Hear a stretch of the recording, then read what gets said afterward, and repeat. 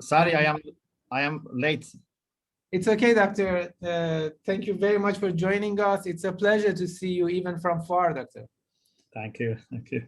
It's my pleasure. And I see Chris. Chris, how are you? Happy to see you. Yeah, Dr. Hello, Shomali. how are you? Yeah, there must be many of your friends and Yeah, I would love to. Could you introduce them? Yeah, and right now there are about 45 participants in this group from all around the world. I don't know if I don't think that we have time to go introduce all of them one by one because the number is too large. But it's up to you. It's the class is yours, so you can manage the class as you wish. But just for your information, Alhamdulillah, in this round of the course, we have had around more than 60 participants from all around the world, from the United States, Canada, England, Czech Republic, Belgium, China, Singapore, Australia, India, Pakistan, and several other countries. Excuse me if I don't remember all the names of the countries, and also some of the African countries. I don't know if we have, from Tanzania, we had North, yeah, we have someone who said North Macedonia, if I, and just write down the names. So Alhamdulillah, the course has been welcomed by many people around the world. And so far we have had 6 sessions. And today it's a pleasure and honor for us to be at your 7th session with the important topic of the ethical teachings of al-Bayt alayhi salam. So we are at your 7th. Thank you. Thank you very much. Absolutely. Bismillah ar-Rahman ar-Rahim. In the name of God, the compassionate, the merciful, I am very delighted to be with you. And I wish we could meet in person, but at least Zoom gives us ability to see each other and listen to each other even from distance. So maybe there are people that if we had a physical meeting, they were not able to attend. So this is also side advantage.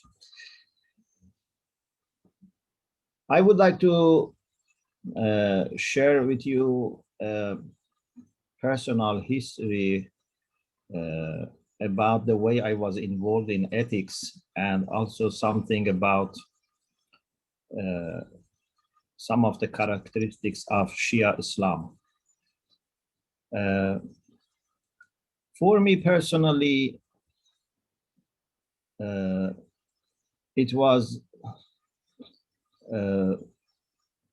very much part of my own formation to study ethics, but in the general form of spirituality, because technically we may have different understanding of ethics.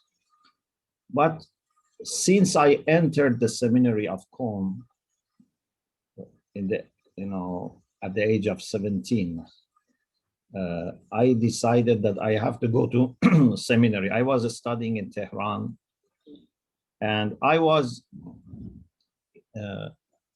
in a special school which was founded before revolution, and we were in the 3rd year of the secondary school that revolution took place. And this school was for talented students, and mainly to train them to become scientists, or for example, technocrats, etc. So after 2-3 years after revolution, I was just teenager. I had interest in religion, but I was not able to find my answers for deep questions that I had. I used to read every book available in Farsi. I had a cupboard full of books on aqaid, proving existence of God.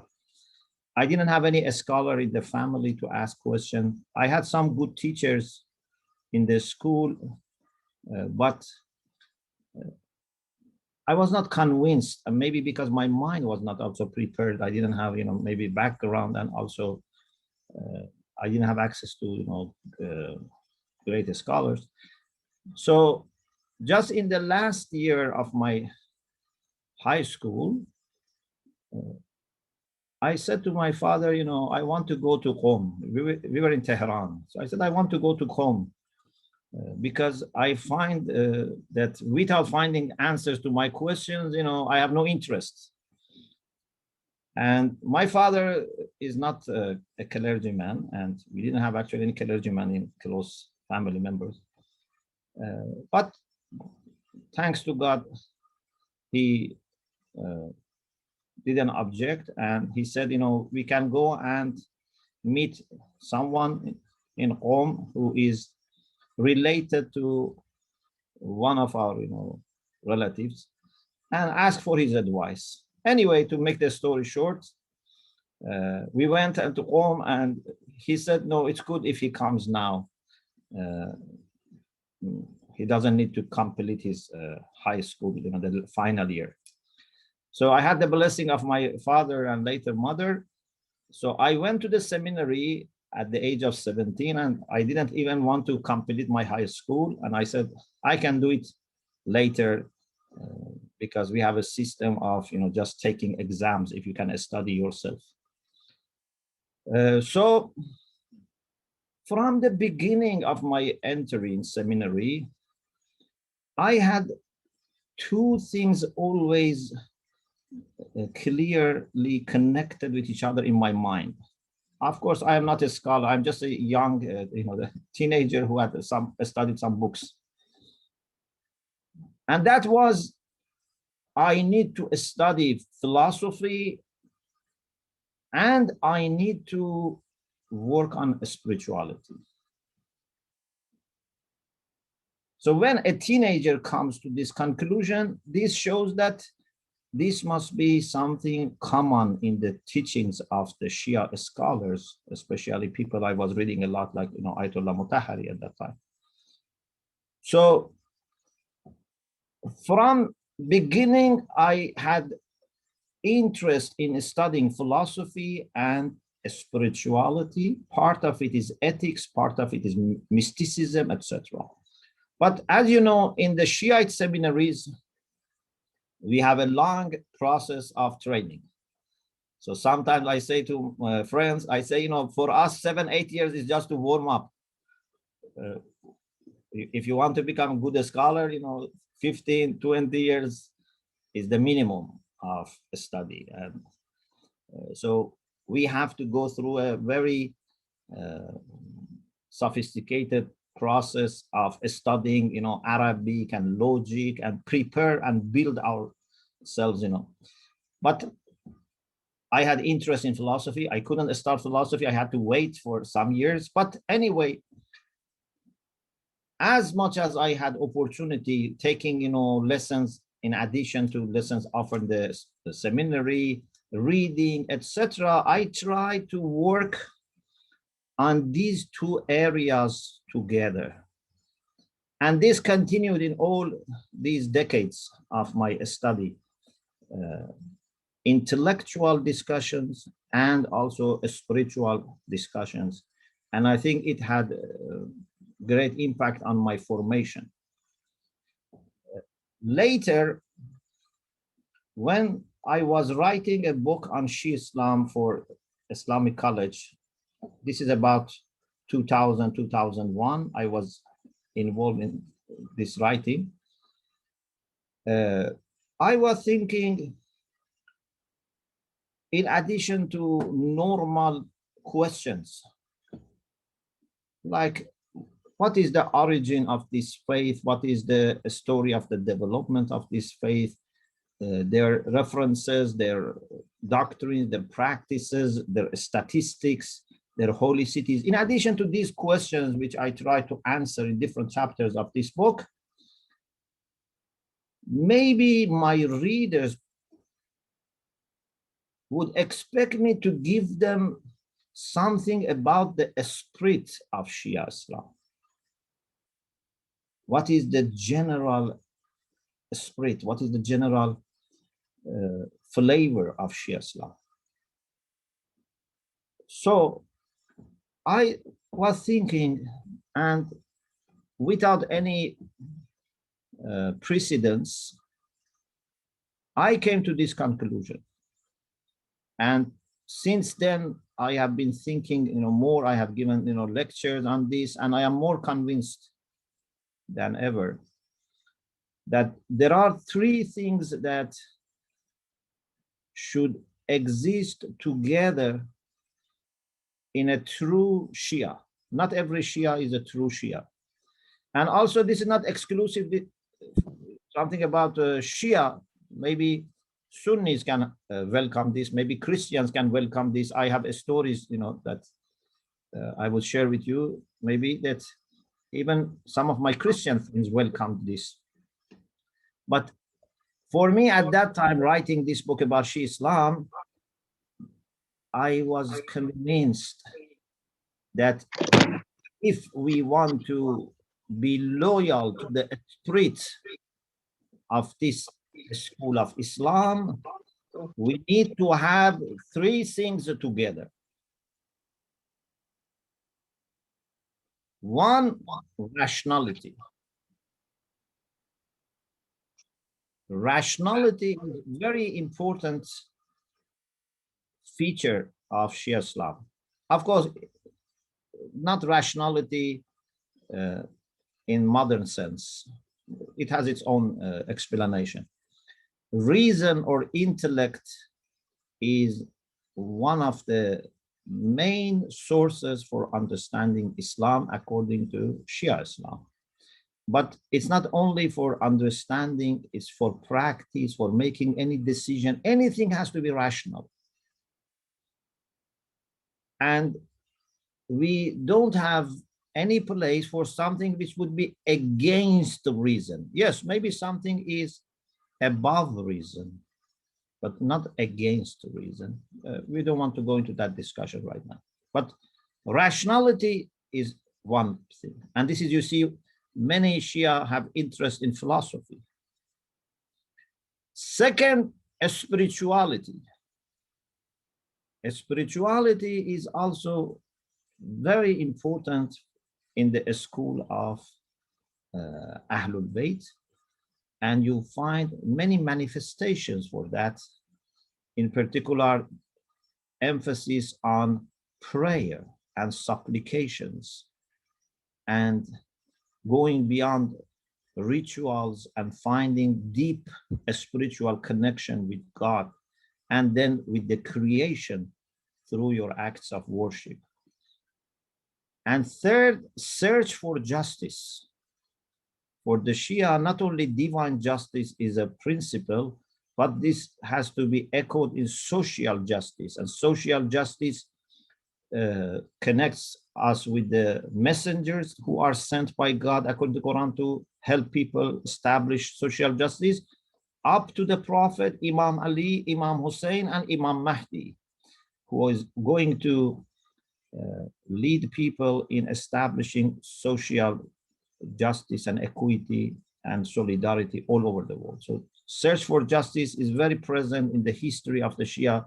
There have been many movements against tyrant caliphs who claim to be Islamic, rulers, but many of them, unfortunately, were just misusing the name of Islam, and the followers of this school were many times in the history opposing to their injustice and being, prosecuted, being killed or imprisoned. All our imams, apart from the 12 who in occultation, were killed by the caliphs who claimed to be Muslims also. So search for justice along with spirituality, along with rationality, is a combination that would convince your mind and heart and would put into right order your dunya and akhirah, this world and the hereafter. And you can see how my approach from the time I entered the seminary continued and put me into this direction. And then after that, also the same. And I remember when in 2006, I went to the airport in Tehran to receive 4 of our Catholic guests. Chris knows, I think, many of them. So there was a late Abbot Timothy Wright, and also was Father Bonaventure from Ampleforth, and Michael Barnes and Antonio Mohoni from Hithrop College. So these were my guests, and they were visiting us. Abbot Timothy was coming to home for the second time. So Michael, who is a very established, very learned Jesuit professor, he asked me a question, and this is midnight from airport to Qom. He asked me, what is the difference between Sunni and Shia? And I said, to myself, how can I answer this in this time and, in this short period? But it's very important also for our guests to have some idea. And, you can give different answers. You can, mention what happened in the history. You can mention some doctrines, some methodological issues that they differ. Of course, along with all the common things that they have and all the, mutual love and respect that many of them reciprocate for each other, despite, of course, some problems that also sometimes existed. But I thought, let me tell him these 3. So I said, Shia try to have these 3 together. Rationality, along with spirituality and search for justice. I am not saying every Shia has done this, but I'm saying this is the general spirit. And this is what we learn from the Prophet and his family. This is what we see in our great leaders. But it's not that every single Shia is necessarily observing all these 3. So Michael very much liked this. And when we had discussions in Qom later, when I came to London again, for 1 year, I was for my sabbatical, Hithrop College, 2006, 2007. He was referring many times to these 3, meaning that for a Catholic also these 3 can be very interesting: spirituality and rationality and search for justice. The last time I saw him was in American Academy of Religion some years ago, and he was writing a book, and he said 1 chapter is about these 3. Some years ago, I was invited to attend dialogue between World Council of Churches and Iranians, the Shia from Iran. And the topic was about how to avoid violence in the name of religion. And I told them that I think if we manage to have these 3 together, we would not have violence. And then our Christian friends, many of them were Protestants, because, World Council of Churches is mostly Protestants and Orthodox, and Vatican is an observer, but not a member. So many Protestant and, Orthodox Christians also, they said, we also accept these 3. We appreciate these 3. So in this framework of rationality, along with spirituality and search for justice, I would like to share with you some aspects of ethical teachings of the al-Bayt, or the Prophet and his holy household. I want to mention some of the important points. I cannot do justice. I cannot be, exhausting everything. And I am sure many of you are also already familiar with this. Maybe some of you are, actually experts in these fields. I don't know everyone, but I share with you something that I hope will be useful. I have also some publications and lectures about ethics. Actually, later what I did was, in addition to my study of Islam in the seminary, I did my Western philosophy at Tehran University, and I did my MA dissertation on After Virtue by Alistair McIntyre. And then I did my PhD in Manchester on ethical relativism, which is published.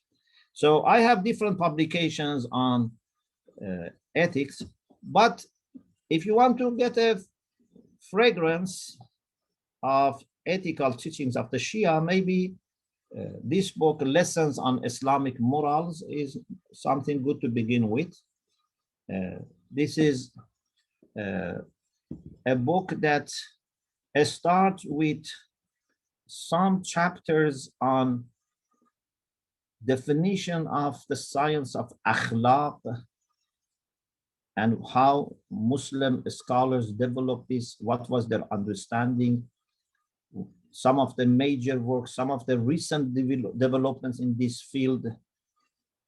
For example, with some friends, when I was in Iran, we managed to introduce a degree on ethics, a master's degree on ethics, and then we introduced PhD on comparative ethics and also on medical ethics.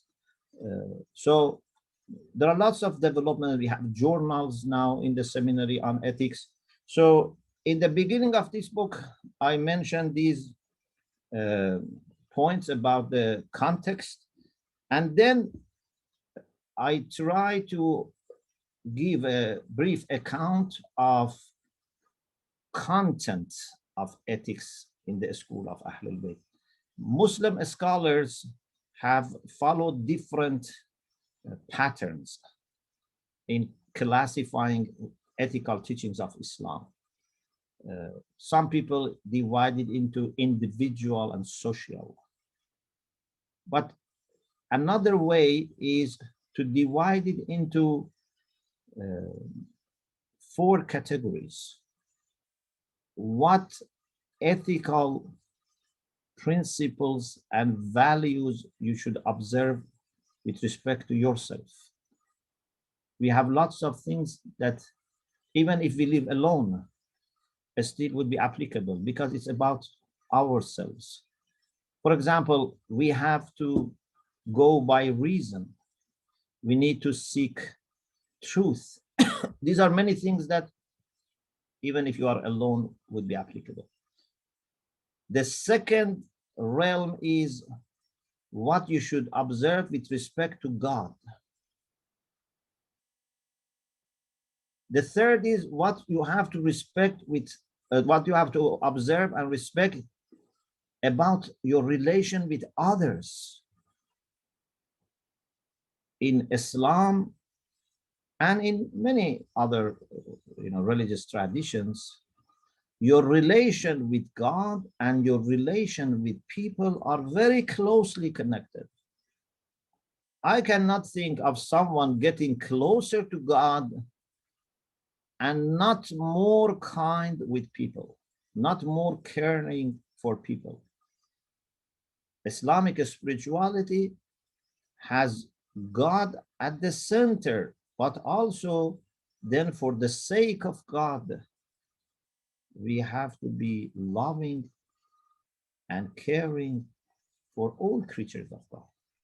So the third point or the third area is ethical values in our relation with other people in general or specific categories of people.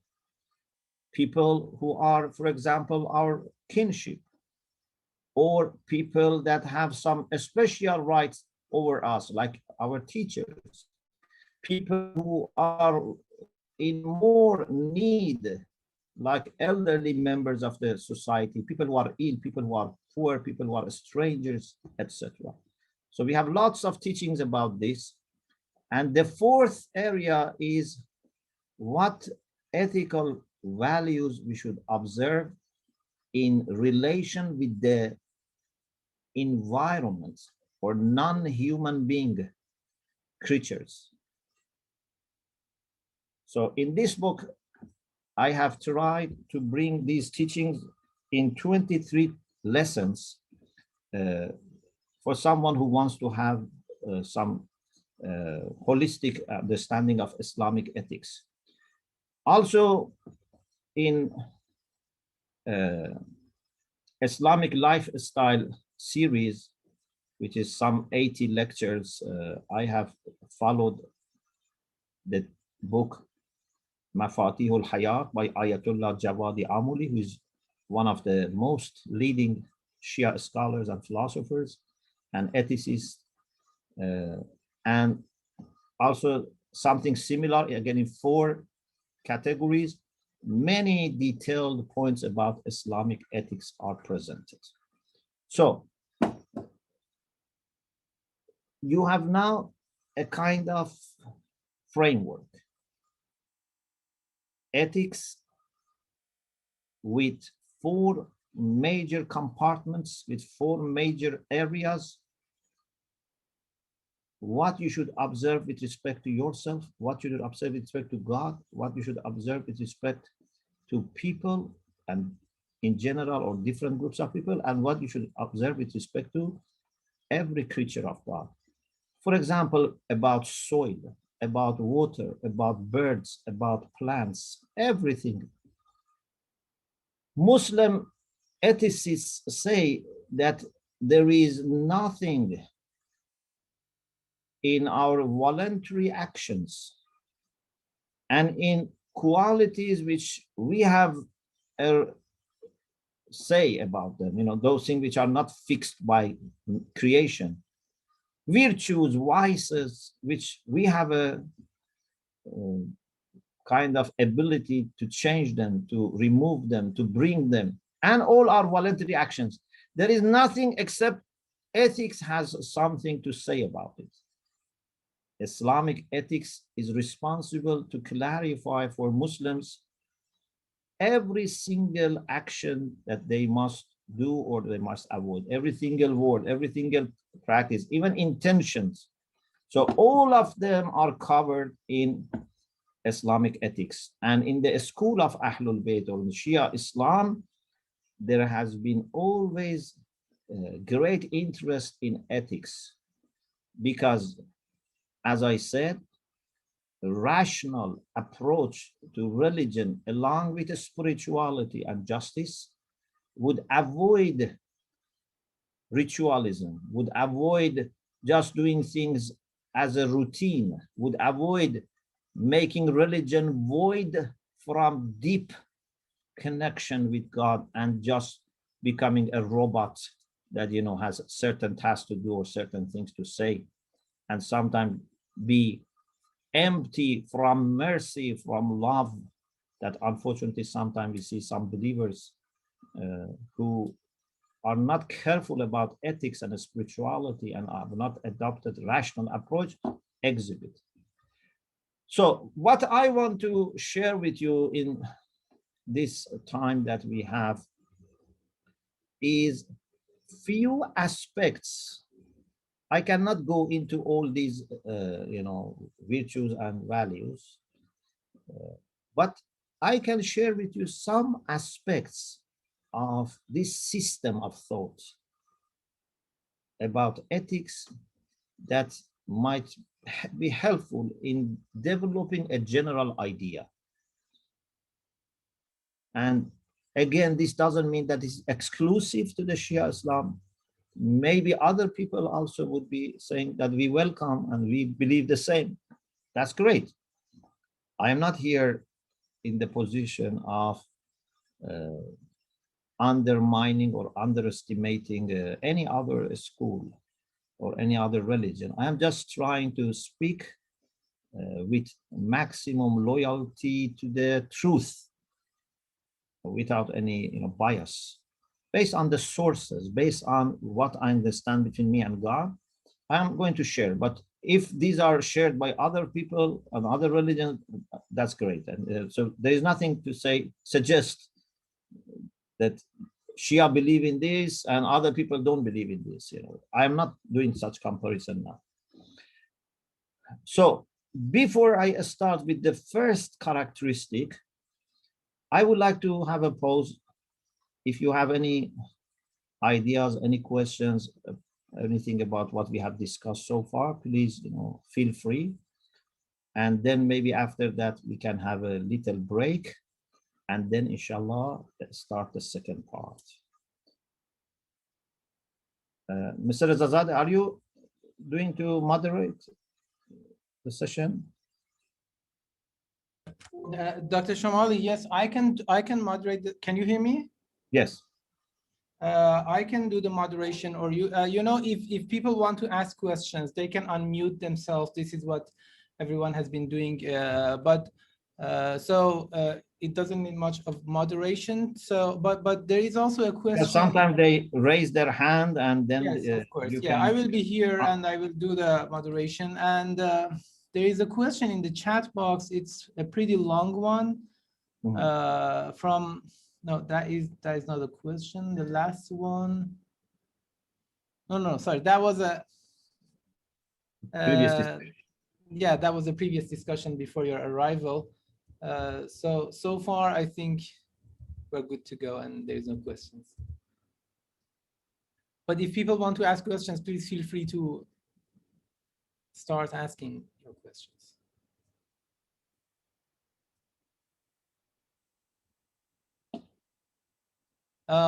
Dr. Shomali, may I ask a question myself?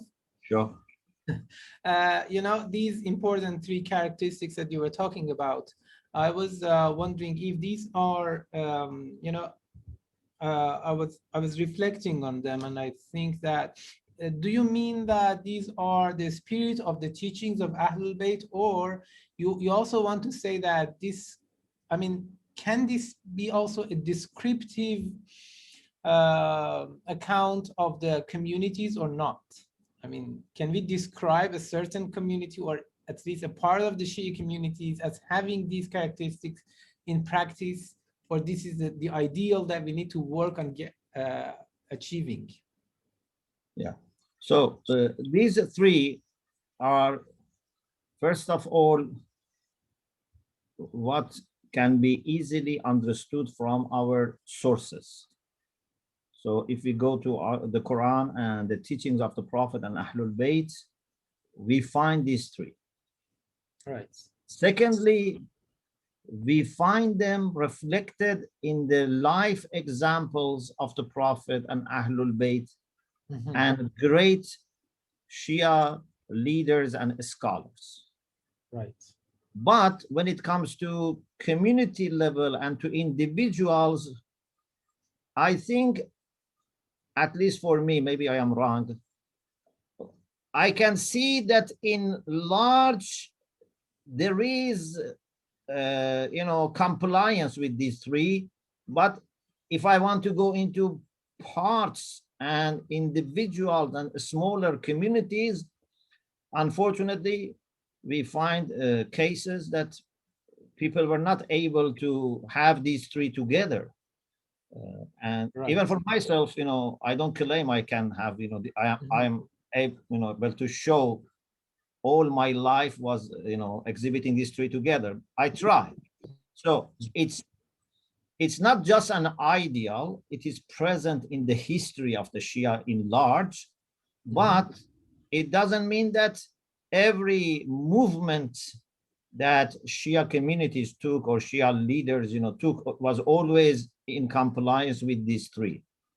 But in large, yes. So this is a general flavor, a general, taste of the Shia teachings and history.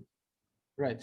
And can we also say like this, that all the teachings, all the instructions, all the do's and don'ts and anything that Ahlul and the Prophet and Ahlul Bayt and even the Quran says, can all of them be summed up or let's say summarized or be placed under one of these three categories or not?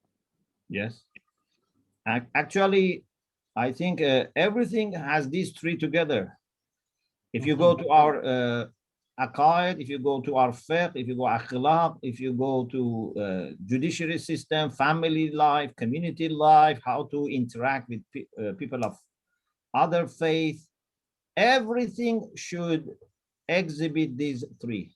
So even aqaid, which is an important part of, for example, tawheed or anything which is an important part of the creed or you know what a Muslim should believe, can also be placed under these three, right? Yes. Okay. Ayatollah Jawad Ahmadi has a good example. Once some Christian friends, we went to visit him, and about the role of reason or intellect or aql in religion, he said, some people say reason is like a scale.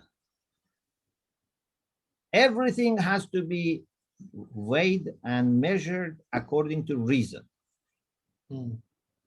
This is not adequate, although we believe that we should not contradict reason, but we don't say everything has only one scale to be checked against, and that is intellect, because we have things which are beyond, not against.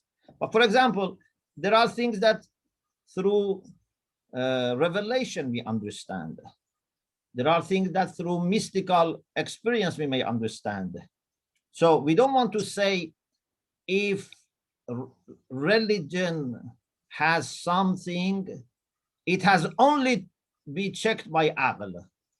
This means that you are forcing aql on all other types of understanding. For example, it's like, for example, if someone says, what is the taste of ice cream?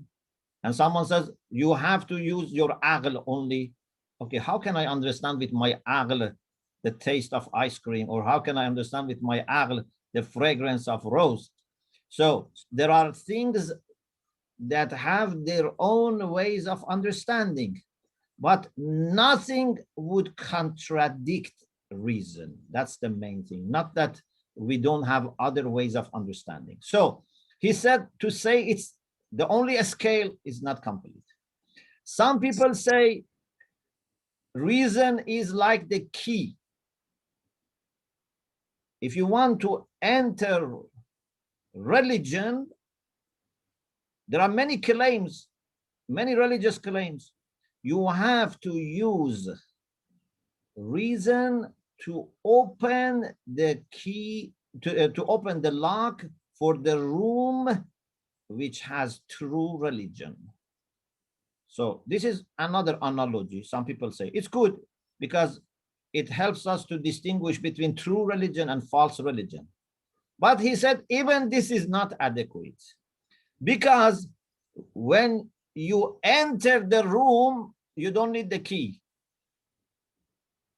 It means that you need reason to come to religion, but inside religion, you don't need reason. He said, this is not our understanding. Our understanding is, and I think this is very compatible with the, all our teachings, that reason is like a torch. You need this torch to find the door. You need this torch to open the door, and you need it when you are inside the room. So it's not that reason brings us to religion.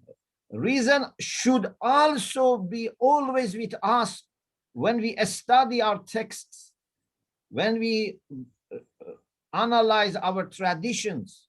We always need reason, but reason along with spirituality, reason along with humility, not with arrogance.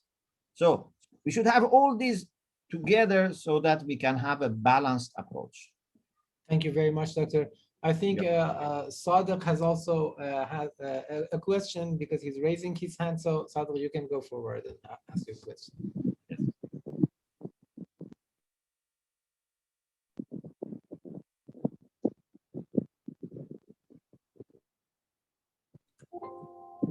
Sadaf, I think you're unmuted. You can start talking. Dr. Shomali, Salaam alaikum wa rahmatullah. Alaikum assalam wa rahmatullah. You have my voice? Yes.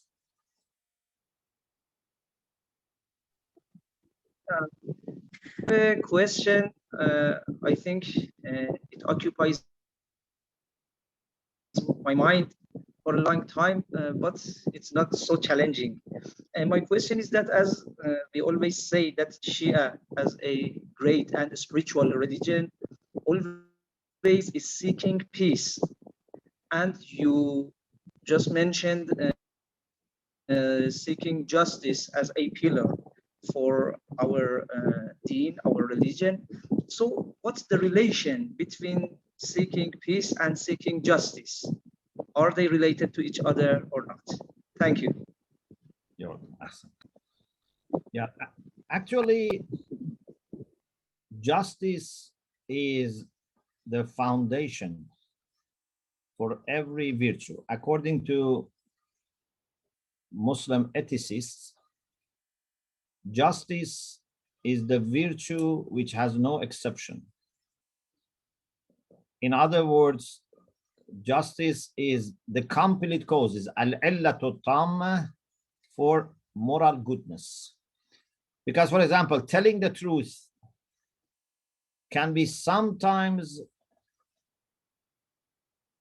harmful to the extent that telling truth may not be moral. Like what?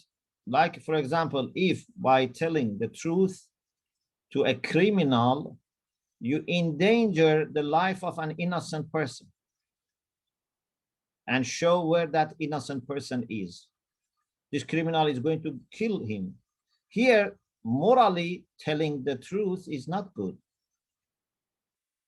And then they explain, the late Sheikh Muzaffar has a beautiful explanation, and he says, because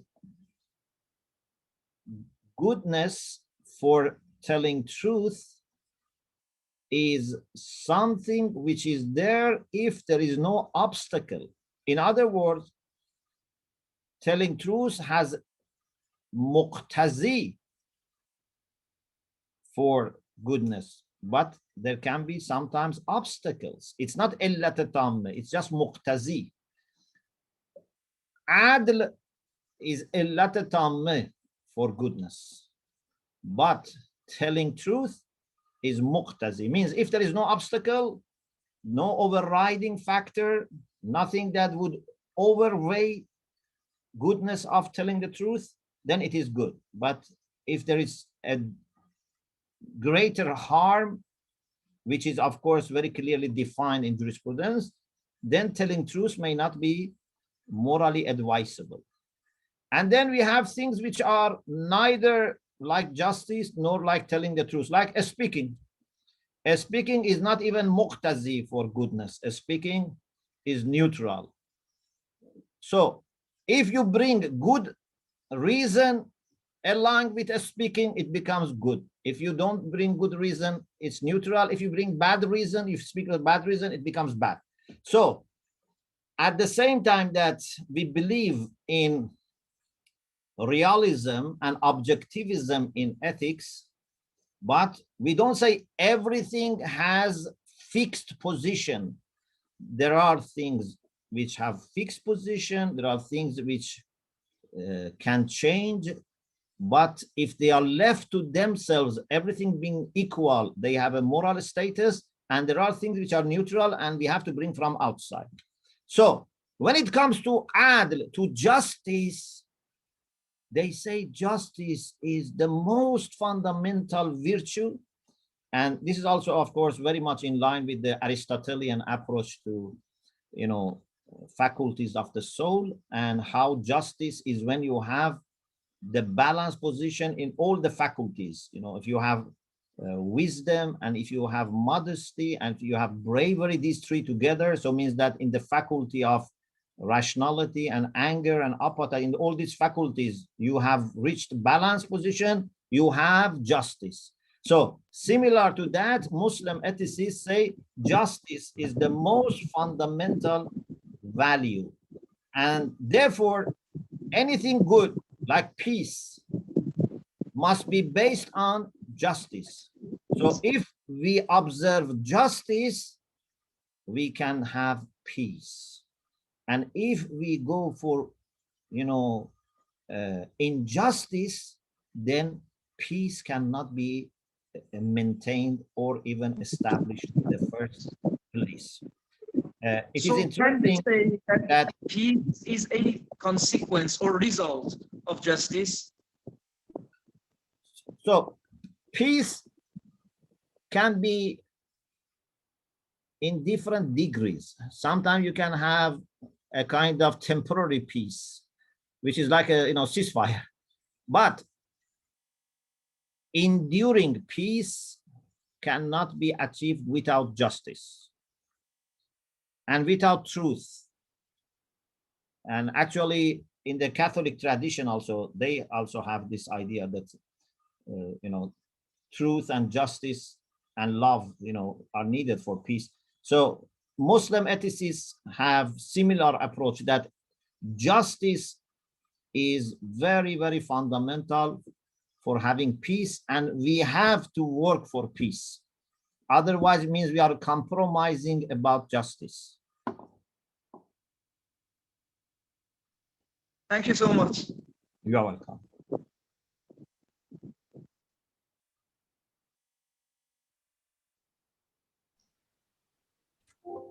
Hamid. Salam alaikum. Alaikum Can I assalam. ask my question? Yes, brother Nasrawi Muhammad. Yes, you can ask your question. Yes, go ahead. Thank you so much. Salam alaikum, Dr. Shomali. Long time not see you. I miss you. If you remember, I see you in London, in Islamic Center. I have a question about, as you know, I interested in the concept of utopia. And there is a hadith from Prophet sallallahu alaihi wasallam that say, إني بعثت لأتمم مكارم الأخلاق. So what is the the relationship between Islamic utopia and its ethic? Thank you so much. Very good. Thank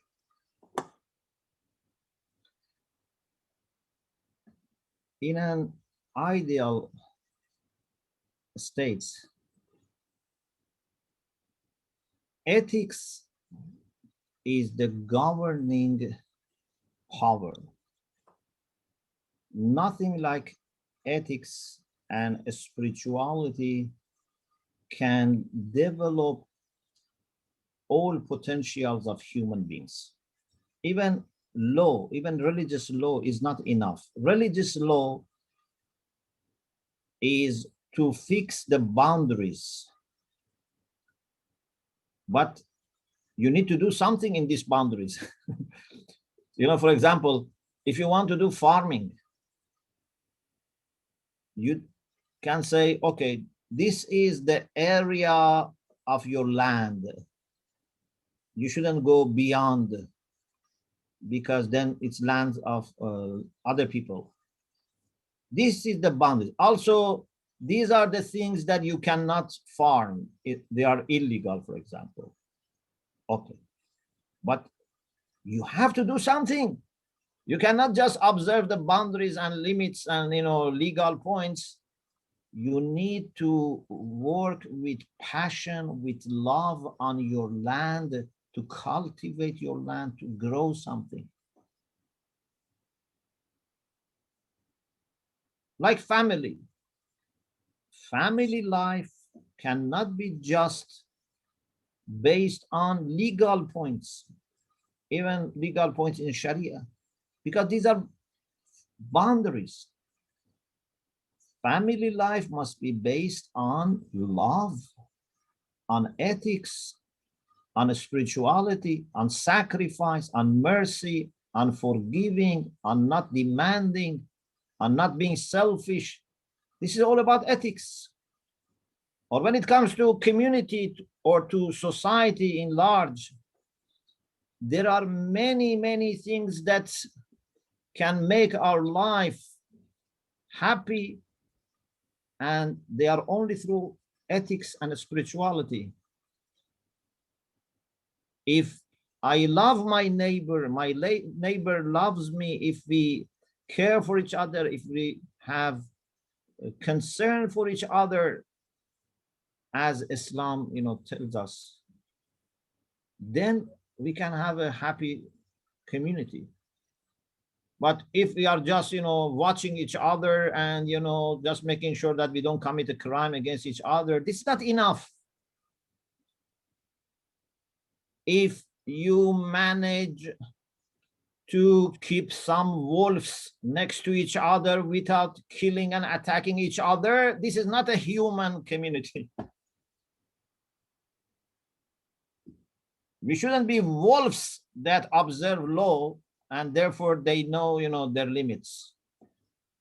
We should be like angels. We should be real human beings. And this is through ethics. This is through spirituality. Therefore, as you said, it is very famous that the Prophet said, I have been raised as a prophet in order to accomplish noble traits of character. He didn't say to start this, because all the prophets have come. They started this process, and he is going to accomplish this. And it is about makarimul akhlaq, not mahasinul akhlaq. Scholars of akhlaq, ethics say makarimul akhlaq is more demanding than mahasinul akhlaq. Mahasin is good traits of character, like being kind, being giving and supportive. But makarim means being kind to those who are not kind to you. Give to the people who have deprived you. Visit the people that disconnected from you. Rasulullah says, I have come to accomplish makarimul akhlaq, these types of ethics. And if Muslims want to have ideal Islamic society or life, definitely most of it is a matter of ethics. Only a small percentage can be secured through law and legal requirements. Most of it is a matter of ethics. Most of it is a matter of your heart and what virtues are there, or God forbids, what vices are there. So I think your point is thank you so much. Thank you so much. It was very clearly. Thank you. You're welcome. Excuse me, others who want to ask questions. I think Hamid has been waiting to ask his questions. Thank you. Assalamu alaikum, doctor. Alaikum assalam. More than questions, I have some clarifications to ask. Sure. And you mentioned at the beginning three main aspects of a true Shia. Rationality that you define as reason or intellect, spirituality that you define as prayers and supplications, and thirst for justice defined as social justice. First question I have is, since you mentioned rationality first, is that a precondition for the other two? Is that a precondition for spirituality? And that leads me to the other inquiry. As a Sufi, we believe in the superiority of the heart. And one of my teachers used to say, we pray 5 times a day, to put the heart above our heads. So how does that come in? What is the relationship between spirituality and rationality in that way? How do we reason our faith? I mean, I don't know if the rationality you're talking about is different from the Greek concept of logos. It might be different because this is from the point of view of Shiism. So I have those clarifications to ask. Thank you very much. Thank you. You're welcome. You know, these three grow also with each other. So unless you are really spiritual, your rationality cannot grow, because there are many problems in the heart that can affect our understanding and can stop development of our intellect. We have some, for example, if I am arrogant, if I am biased, no matter how much I study philosophy, how much I study logic, how much I study, mathematics, etc., my mind may not be able to function properly. Not that it's necessary to make mistake, but it's very common that a selfish, biased person, even if he knows all the laws of logic, can fail in having proper evaluation of different claims. So spirituality is very much needed for a thinker, for a philosopher, for a rational person. Actually, when we study the concept of hikmah, wisdom, I have some series on wisdom and practical wisdom. I have two series. One is about wisdom and one is about practical wisdom. Because this is very important, that in understanding of hikmah, you see a spirituality and rationality come together. A wise person, a hakim, is not just an expert on rationality. A wise person is an expert and practitioner of rationality through spirituality. So it's very important. On the other hand, if you say, okay, for 10, 20 years, I try to be a spiritual and then rational, this also doesn't work. Because many people who have gone the road of spirituality, unfortunately, then they got stuck at some point, or actually sometimes they went to extremes or wrong directions because they were not thinking deeply through every step of their journey, of a spiritual journey. And sometimes they undermined the rulings of reason. I normally in the lectures I have on characteristics of Shia, when I talk about the three, I mentioned this hadith. And if you are interested, I can share with you the link for those lectures. Even, for example, there's one lecture on these three that you can find, what I mean by rationality, what I mean by spirituality. For example, there is a hadith from our seventh Imam, Imam Kazim. Imam Kazim, the father of Imam Reza. So Imam Kazim is buried in Kazimin in Baghdad. He has a hadith to Hisham ibn Hakam.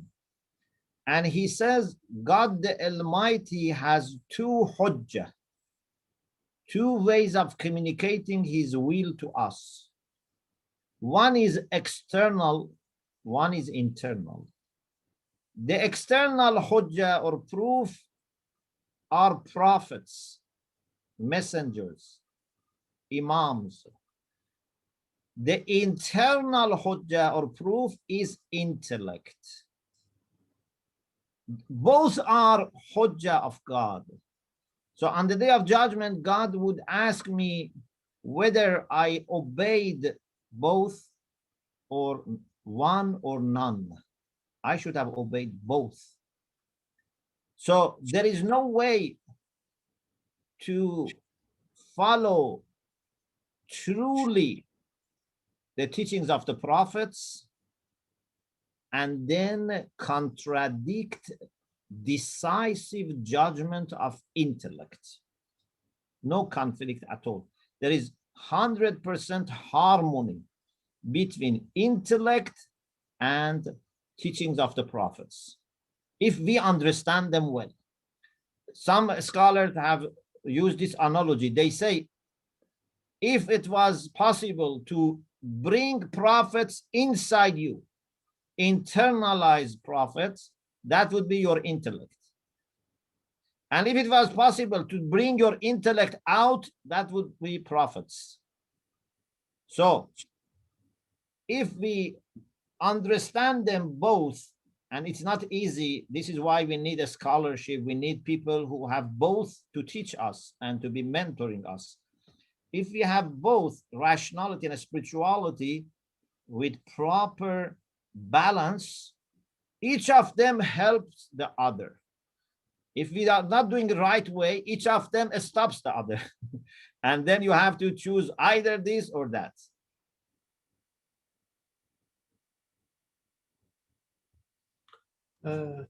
Thank you. You're welcome. Excuse me, Muhammad Abbas and Sister Monzala both have been waiting. So, yeah, Muhammad, please. Assalamu alaikum, sir. Alaikum assalam wa rahmatullah. Sir, my question was, every religious person claims his or her religion is the perfect, is the most perfect religion, the best religion. So what is the special or unique with 12ers? Why should I be a 12er, not a Jew, a Christian, or other religion? Yeah, thank you very much. This is a very important question, and if you want, you can listen to my lectures about unity of God and unity in God, and also lectures about the concept of religion and the concept of the book in the Quran. In brief, what we can understand from the Quran is that there is only one religion. God has sent one religion through all the prophets and messengers. This religion is the religion of surrendering yourself to the absolute truth. No prophet has brought a new religion and said, previous religion is false or it's, outdated. I have a new religion. No, there's only one religion. And our prophet didn't want to give a new name to this code. Some people think Islam is a new religion founded by Prophet Muhammad sallallahu alaihi wasallam, but Islam is not a new religion founded by him. Islam is a new call to the same religion. All prophets called for surrendering to the truth. So what is important is not titles we carry. I am Muslim or Jews or Christians, etc. What is more important is do your best in understanding the best available presentation of the truth and commit yourself to the truth. Do your best in finding out the best available presentation of the truth and commit yourself to the truth. Calling yourself Sunni, Shia, Christian, Jew, etc. is not going to solve the problem. And this is why Quran says, إِنَّ الَّذِينَ آمَنُوا وَالَّذِينَ هَادُوا وَالنَّصَارَى وَالصَّابِئِينَ Man amana billah wal yawmil akhir wa amila salihan falahum ajruhum inda rabbih. You can be a Muslim, you can be Christian, a Jew, a Sabi, but these are titles. Man amana billah wal yawmil akhir. Whoever has true faith in God and the hereafter, wa amila salihan, and does righteous deeds, they have their reward with the Lord. So we need to make sure that we open ourselves to the truth. We can see the truth everywhere. Unfortunately, some of us, we don't want to see the truth except in our own group and our own community. We have to open ourselves to the truth and look for the truth everywhere, because every truth is a manifestation of God, no matter where you find it. Open yourself to the truth. Try to act according to the truth. Then don't, judge about other people. It's up to God. Maybe there are Sunnis who are better than me. Maybe there are Christians who are better than Muslims. Maybe there are Muslims who are better than Christians. Maybe Jews are better. Maybe Christians are better. Maybe more. It's not a title. It's individual by individual. Every individual has its own judgments. How truthful this person is, how virtuous this person is, how God-centered this person is, how much he is reflecting light to other people, how much you are giving peace to other people, how much you are making life of other people miserable or nice. This is what is important. And always try to find the best available presentation of the truth.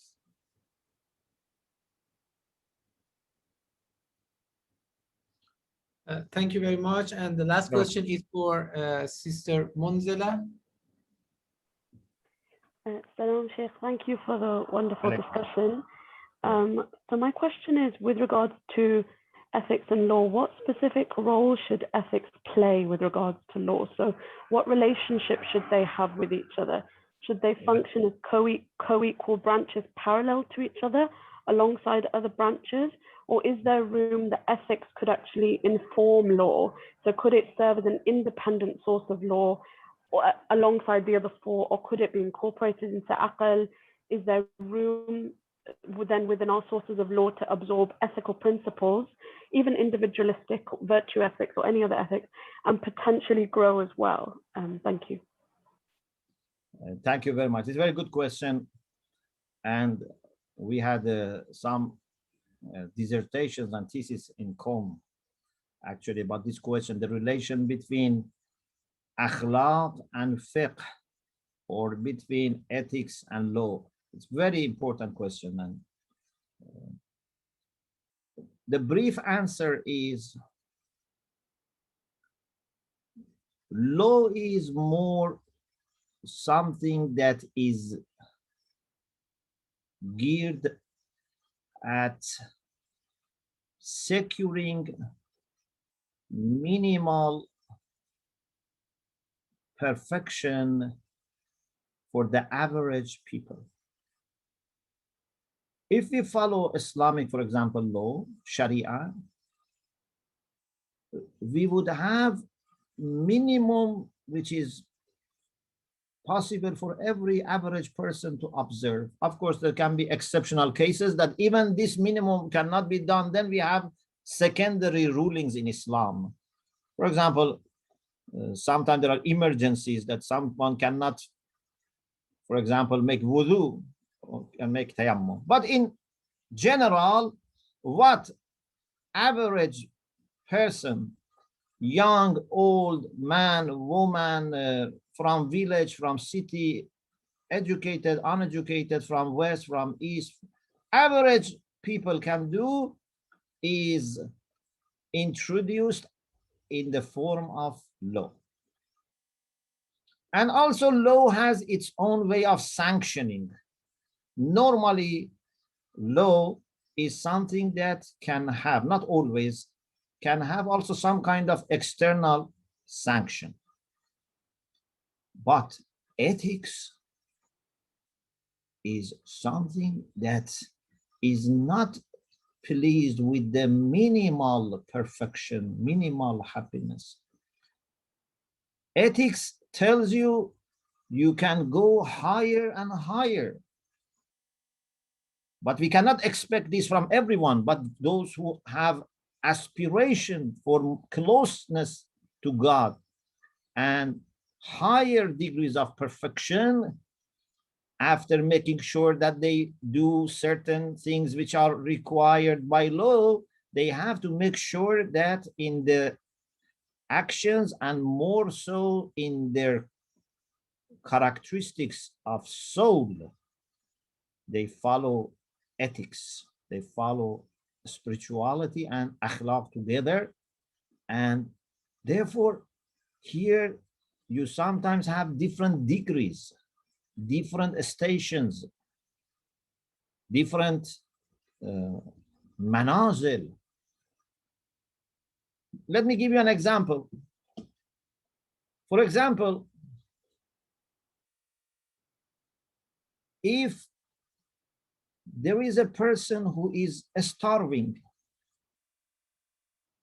law, Islamic law says that you must save his life. If there's innocent person, not that, for example, someone that has to be executed because, he's a criminal, etc. There are lots of details, but, ordinary people, we need to save their lives.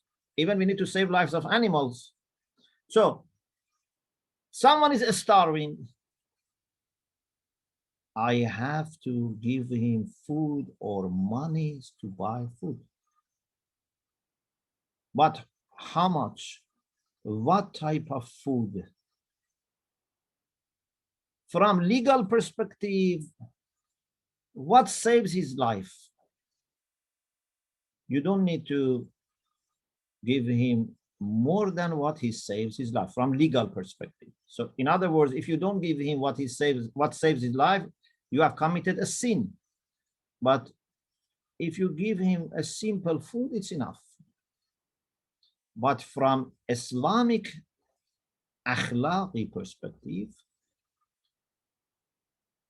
Allah subhanahu wa ta'ala says, لَن تَنَالُوا الْبِرَّ حَتَّى تُنْفِقُوا مِمَّا تُحِبُّونَ.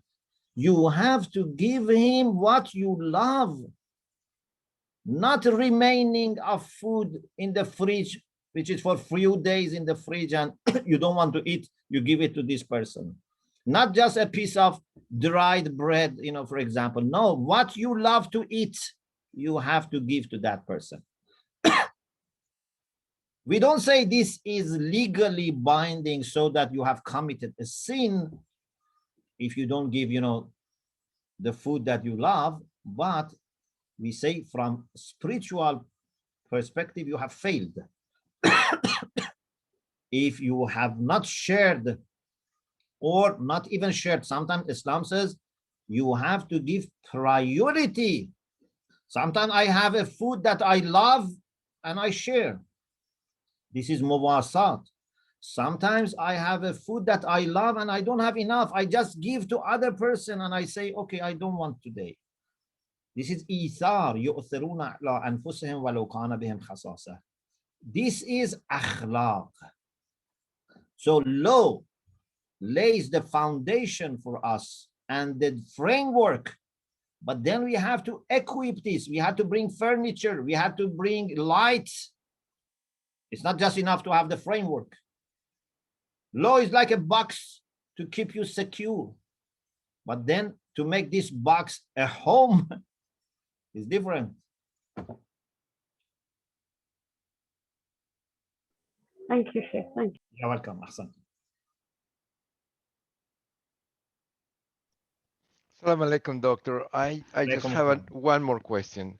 Yes, regarding this subject you were talking about. What is, in your understanding, the difference between law and justice? Justice is partly served by law. Islamic law serves justice, but partly is also served by ethics. sometimes law cannot help because, for example, it's in private or it is about heart. Law cannot interfere with private things most of the time. And also with something, for example, which is internal. In both law and ethics, we must serve justice. We must work for materialization of justice. For example, if in my actions, I don't do injustice, I don't do zulm to anyone in my action. But if in my heart I become suspicious, and not only suspicious, even I allow myself to judge people, and someone who is nice, I think that he's a bad person. And even without saying to anyone, in my heart, because of bias, because of suspicion, because of rushing, I accuse someone of a bad action or quality. In my heart, law may not say anything about this, but akhlaq and ethics say this is wrong. Quran says, اجتنبوا كثيرا من الظن إن بعض الظن إثم. You must avoid many of suspicions because some of them are sins. But you have to avoid even those which are not sins, because little by little you may get used to this and then you commit also sin. If in your heart you allow to do zulm, then in your action also you would sooner or later allow this. So justice is very important in law, in ethics, in every aspect of religion, even in our theology, in our economy, in everything we have to observe justice. Of course, justice is not enough. Even we say that justice is not enough because the ihsan, kindness, is needed. Justice is the minimum. We need to make sure that we observe justice, but we have to go beyond even justice. Not only to give people their rights, but also to volunteer to give them some of your rights so that they can live better. This is ihsan.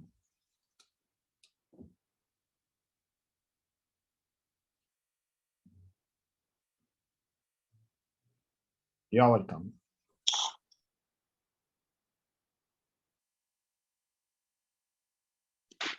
Okay. Thank you, Doctor. So we can continue if you want to continue. Okay. Sounds like there are no more questions. Okay. So I can continue for 30 minutes and then I need few minutes before 5 to do something here because some people come here, or I can have a break. So can we finish 5 minutes before 5? Yeah, it's up to you when you want to finish, because you have 2 to 3 hours, and how long that would be, or shorter or longer, it's all up to you. Doctor. In order to be just and kind, I shortened my talk. Okay, it's all up to you, and thank you very much for your time. Thank you. Okay. Sure. Now, with respect to some of the characteristics of the ethical system that Ahlul Bayt teach us, or the Shia school of thought, present. One aspect is that this ethical system is based on truth. Islamic ethics is based on truth. Maybe sometimes Muslims have made mistakes. I'm not saying every Muslim ethicist, has found the truth, but I'm saying the system is based on the truth. Like, doctors, medicine is based on the facts, but maybe sometimes doctors diagnose, mistakenly. Islamic ethics is based on the facts. In last chapter of my book on ethical relativism, I talked about foundations of morality, and I have tried to show that ethics is based on the relation between human nature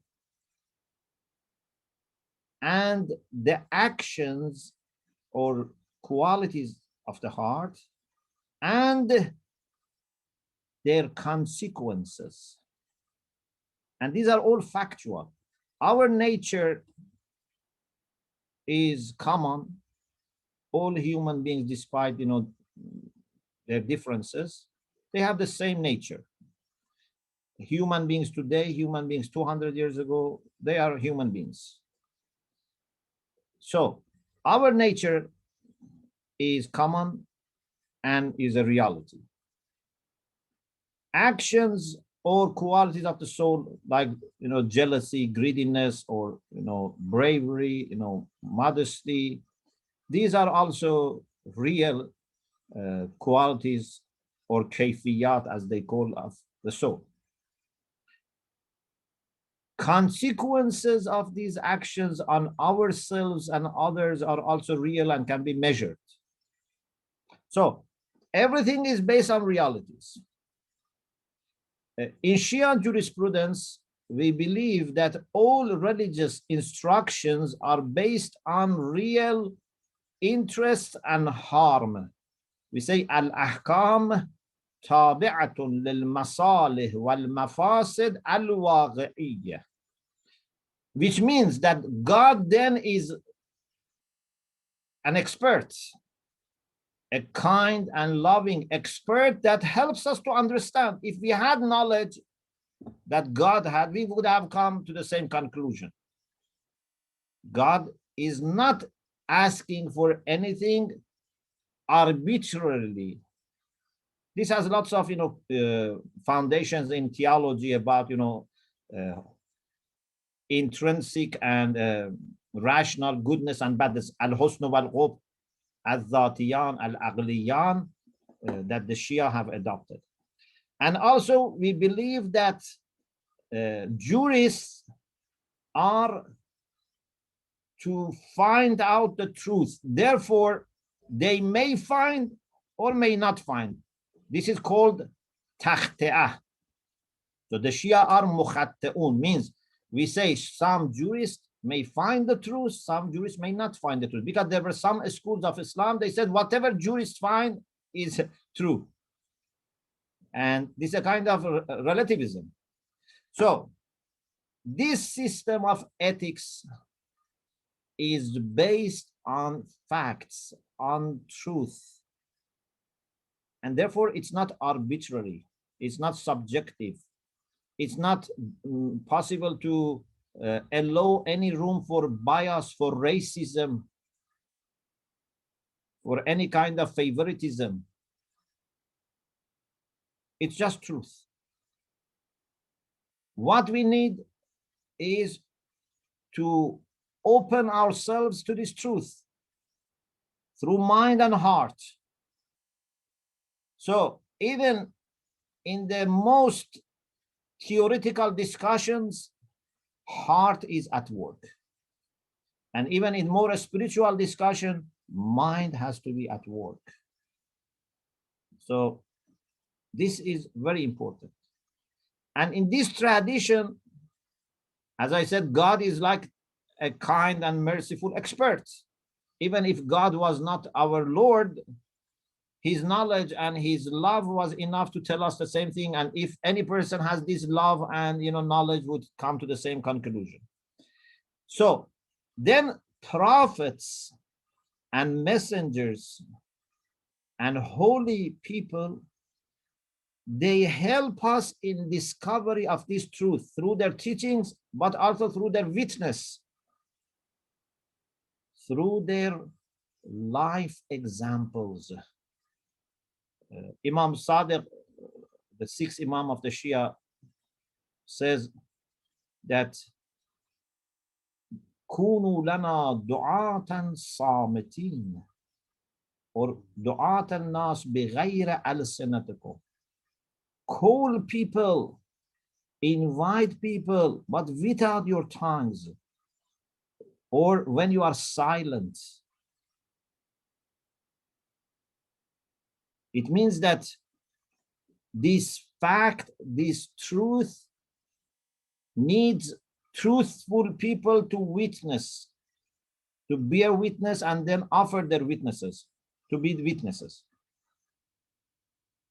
So if I have all the certificates and qualifications and publications on ethics, but I myself am not living ethically, I myself have love for fame, for position,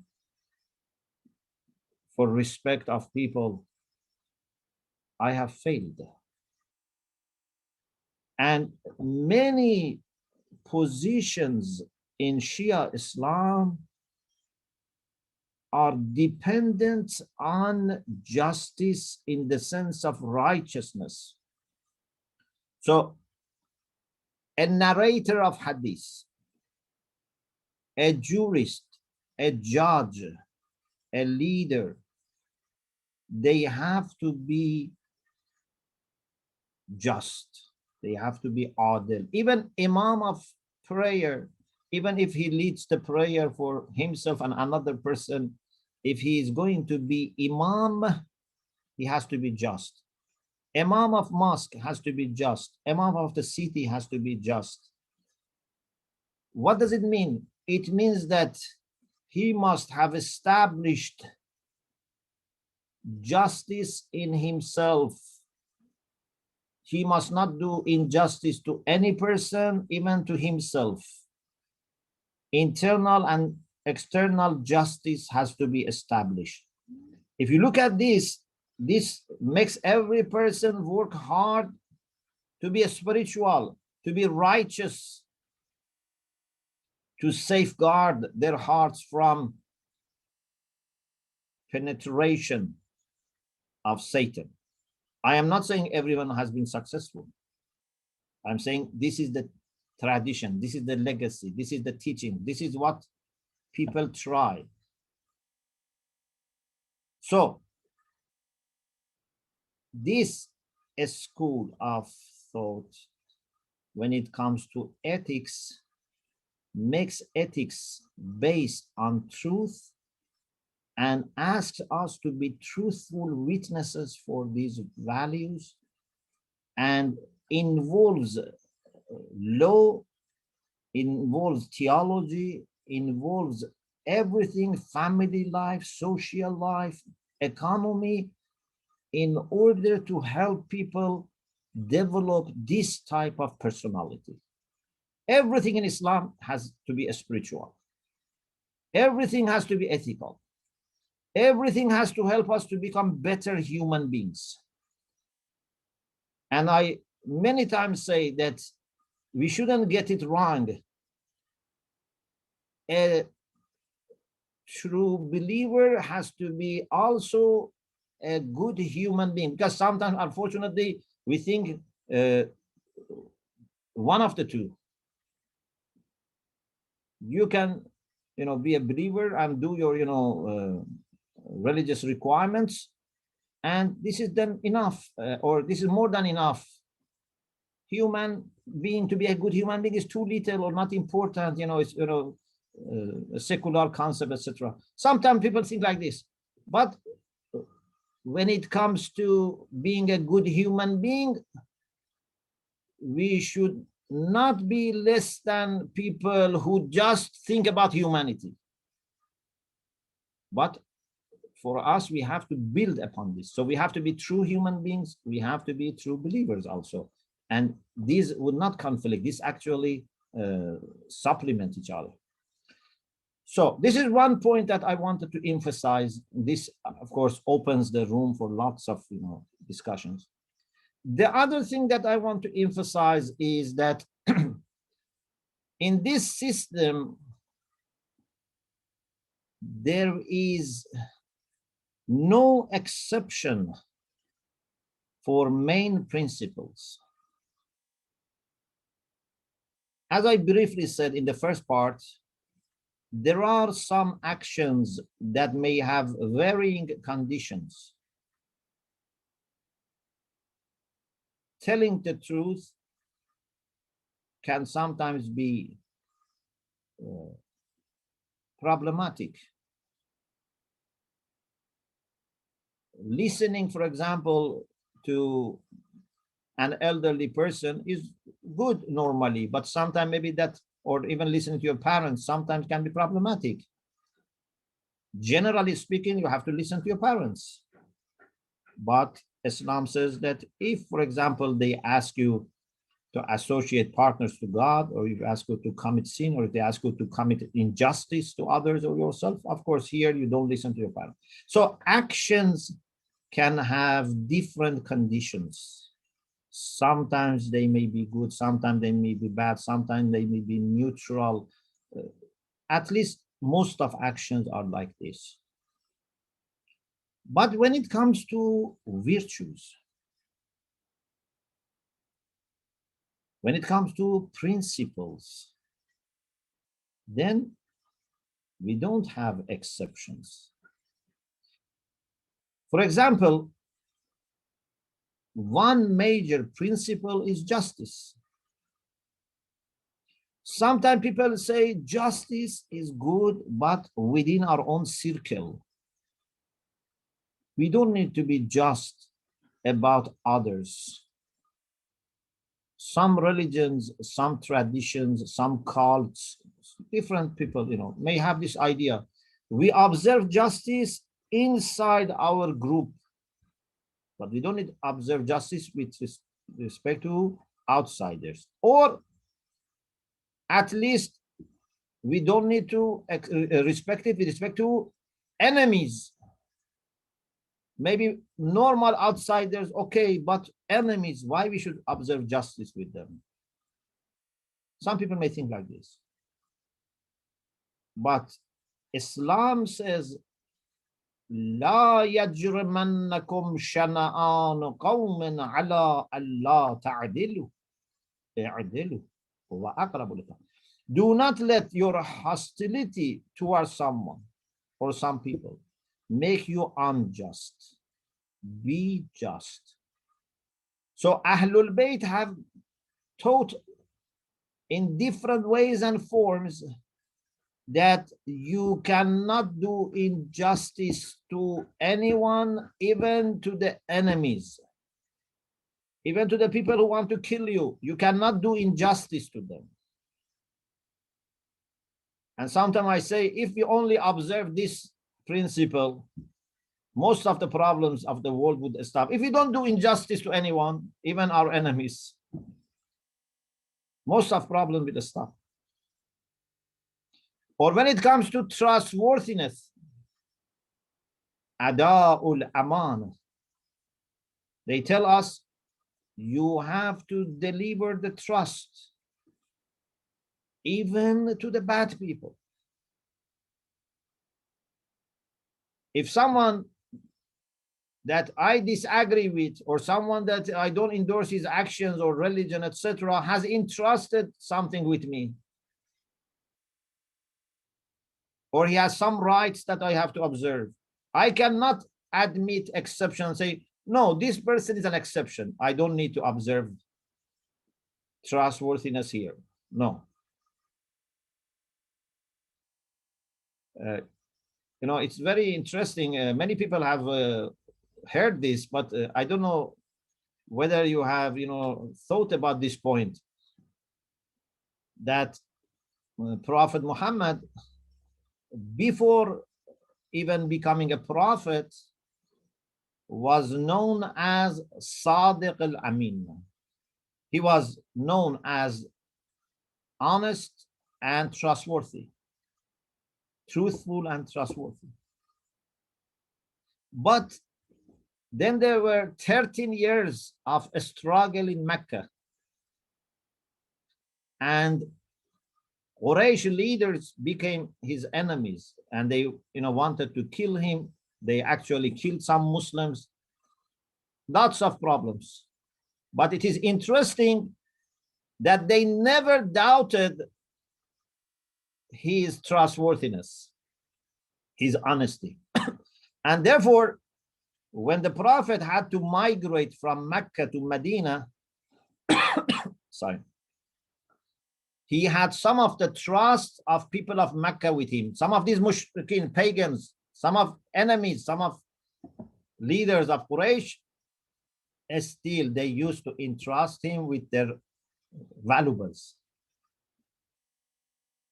This shows that he was consistent, and he wants us also to be consistent. So if I am a good follower of this tradition, Shia, Sunni, Christians, Jews, Hindus, atheists, any person should find me. I never do injustice to anyone. I never betray trust of anyone. So these are some of the characteristics of this ethical system. So it's universal in the sense that it's based on common humanity, it's based on the facts, and also when it comes to prescription, it says that when it comes to values, to the principles, you should not allow exceptions. Yes, maybe actions, as I said, which are the forms of showing trustworthiness. For example, truthfulness, as I said, as an action, there can be rare cases that there will be such a great harm in telling the truth about where an innocent person is hiding, that action can be not endorsed. Telling the truth in this case cannot. Even here, of course, they say, you do tawriya, which means you say something which can be understood also in a correct way, in a truthful way. But when it comes to things like justice, justice is not like telling the truth. Or when it comes to trustworthiness, these are such important things that would not allow exceptions. Or when it comes to ihsan, kindness, kindness is not like justice.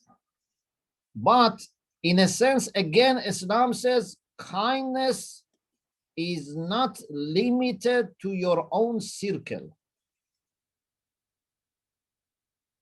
Inna Allah ya'muru bil adli wal ihsan. God commands you to be just and to do kindness to each other, goodness to each other.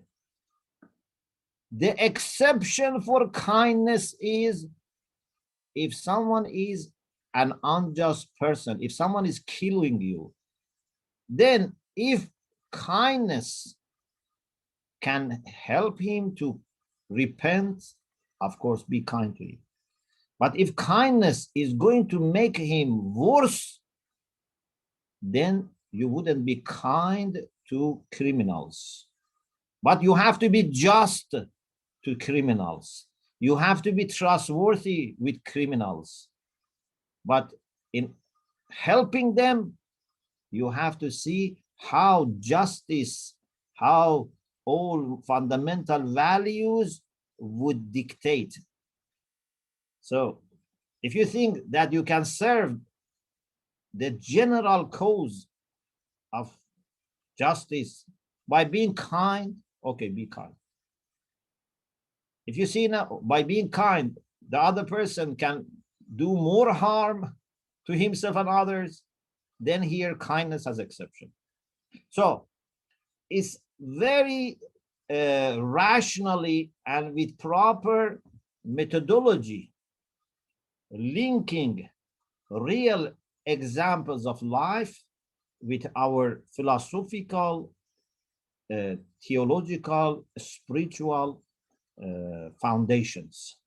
So this for me actually is very interesting that, you know, many times I think about something and then after some time I come across a hadith and I see hadith is saying the same thing that rationally I could understand. It's a sign of harmony. Okay, this is one other dimension or characteristics that I wanted to mention.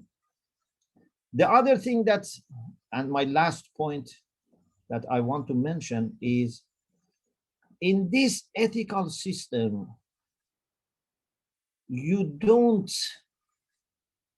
sacrifice one aspect of humanity for the sake of another, or one potential for the sake of another, or one virtue for the sake of another, or individual for the sake of society, or society for the sake of individual, or this world for the sake of the hereafter, or the hereafter for the sake of this world.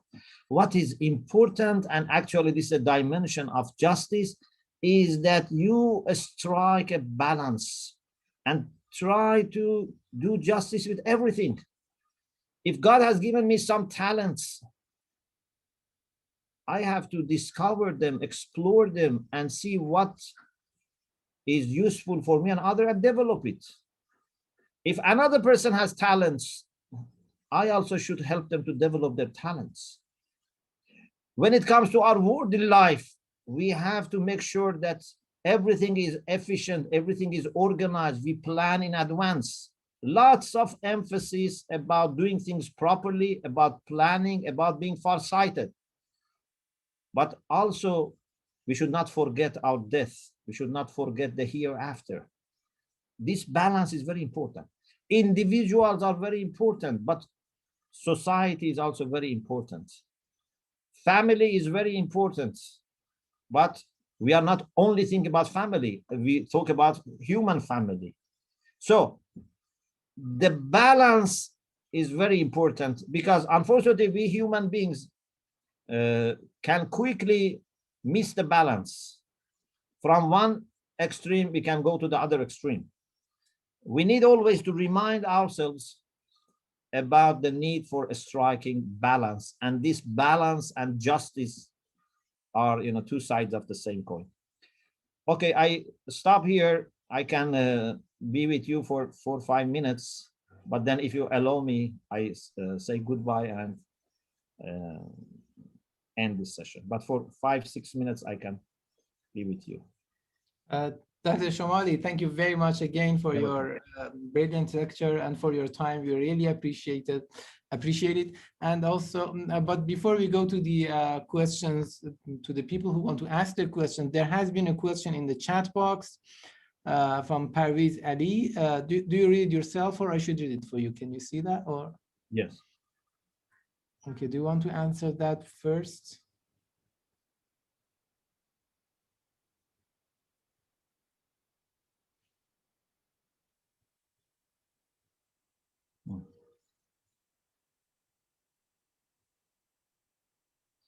So the question is about those 3 pillars of Shia Islam, about, I think, not ethics, if about rationality, spirituality, and justice.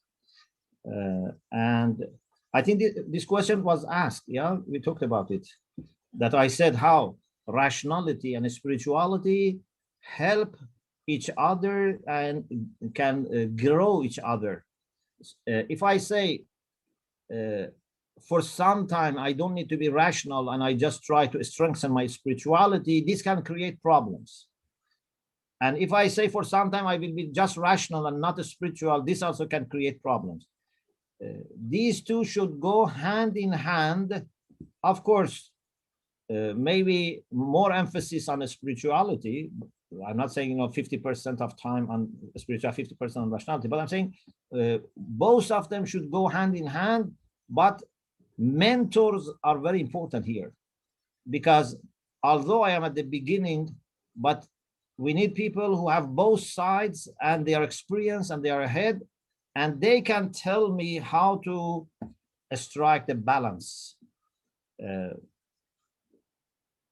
We find that, for example, some of the teachers of Allama Tabatabai told him that he has to study mathematics, because they said that in addition to spirituality, you have to train yourself and your mind to be very accurate and just follow pure reason.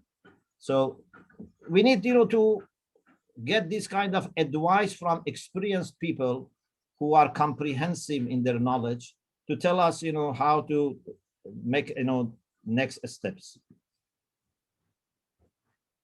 Okay, thank you very much. I think, I don't know if Hamid has a question or because his hand is up, but Farhad Quddusi is also in line. Salam alaikum. Hello, Dr. Shomali. If you remember, I was the same high school. I think you remember where I remember just still standing the prayer. Remember we saw it. Remember we saw each other in Dearborn too. So I still remember even you left, and I was thinking, oh, why these guys didn't? I was interested. You and your friend Dr. Ayatollah Jamali left to Hosa, and I was wondering, whether I should do that, not do that. So I go to so great to see you, and I'm happy I see you once in Dearborn again. And hopefully, if you come here, let us know. Are you still in Dearborn? Close by, yeah. I still live in Michigan. Yeah, okay. Yeah. We'll be happy to have you there. Dr. Shomali, I try to do a little bit play the devil advocate. I wholeheartedly, I'm for your division of saying we are for Islam rational, merciful, or spiritual and just Islam. That kind of reading of Islam. Even I used your trilogy a few weeks ago to some other people. But I want to say what you say is maybe more in, as you ulama said, maqam al-subut and tawsifat, what it should be, what is ideal. But in reality, things sometimes are more complicated. Look, these three concepts are positive, and every religion, as one of the questioners asked, would claim we are on to be rational, or definitely as a religion spiritual, and we are for justice. And the difference is for what it is, the justice or rationality. As you also know, the Alistair McIntyre has a book, Who's Justice, Who's Rationality, Which Rationality. So I am saying, I put it short because I want you to answer. For example, regarding Sharia laws, there are some questions in modern times that some people think that some of the Sharia laws maybe violate the boundaries of ethics. One of your, again, Arai Fana'i has wrote a book and emphasizing that we must make Sharia fiqh in the domain of ethics or morality. So, or some of the injunctions seems, at least by our modern day rationality, irrational. So I give one example. I don't want to go there. There was this issue of whether a parent can kill a child. And then we had an instance 2 years ago in Iran, makes much publicity. And then it seems he can claim on Vali and then claim Dia and not be punished, which I believe this is contradictory to Quran, my personal view, absolute rules of Quran. And this come, unfortunately, in Shia tradition via Sunnis. And I know even Sunnis have discussion of it. They have it too.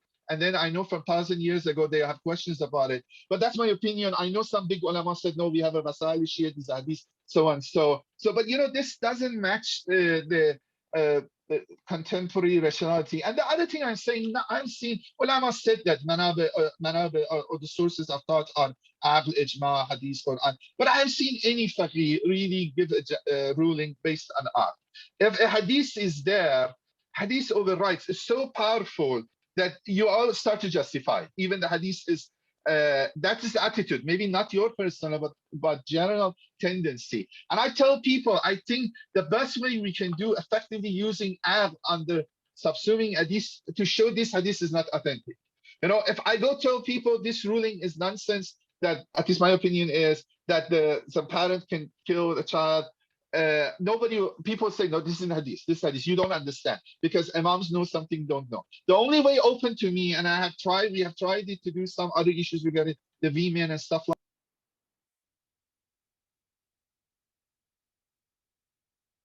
this because I don't want to take your time. But that's my opinion. I wanted you to open this issue in the reality, not in the idea what actually act and rationality and morality and Sharia law all go together, how they go. Thank you very much. You know, what I have been saying and what I am trying to do in my work is first to show that what is true Islam, what is true teachings of Islam. So for my own education and formation and to help with others, you know, education and formation, first we need to understand what is prescribed, what is practiced by our, you know, prophets and imams and leaders who are accepted by all. Then as a reformer, then as a person who wants to improve the condition, you would see there is a gap between what is prescribed and what we individually or as a group or as a community or as disciplines and scholars in each discipline we do. There must be always a gap because we are not in a perfect situation.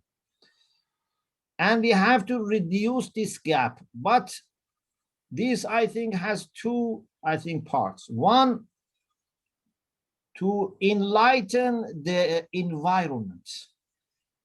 If we have an enlightened environment of ethics and spirituality and rationality, it helps every person in their own discipline. Number two, people with this approach should get into every field of study and then deal with these issues according to its own methodology. I cannot, as an ethicist, decide about a fiqh issue. I have to, if I am a jurist, I have to put another hat. Or if I'm not jurist, I have to, you know, leave it to the jurist. Because every discipline has its own methodology, its own assumptions, presumptions, foundations, etc. But I think when we manage to enlighten this whole environment of thinking and acting and, you know, all the activism, etc., it helps a lot. In any case, I don't see any way that can quickly fix the problems. I can see that it's a journey that we should try to reduce the distance between our life and our understanding and that of the prophets and imams and our holy, you know, figures. This should be shortened. And I am sure environment, the intellectual environment is very important. And if we don't show carefulness, sometimes we want to fix one problem, then we can, you know, damage the whole attempt. So we have to be careful when we deal with sensitive issues, when we deal with the technical issues, we have to be very careful. But enlightening the environment and calling everyone to a spirituality, to rationality, to justice, I think helps a lot. Thank you. Ahsantum. Thank you very much. You're welcome. Thank you for questions. You're welcome. Thank you. Okay, so I need to leave because I have some visitors. Okay, So, doctor, thank you very much. Yes, go ahead. It Sorry. was a pleasure, and alhamdulillah, it was very nice opportunity to meet you and other Thank you. friends and brothers and sisters. May God bless all of you. Thank you very much. We really appreciate it. It was a great honor for us to have you. Inshallah, we look forward to meeting you soon in person. It's been a long time, doctor. Inshallah, yes. Inshallah. التماس دعاء. Thank you. Thank you very much. So other friends who are in the meeting, I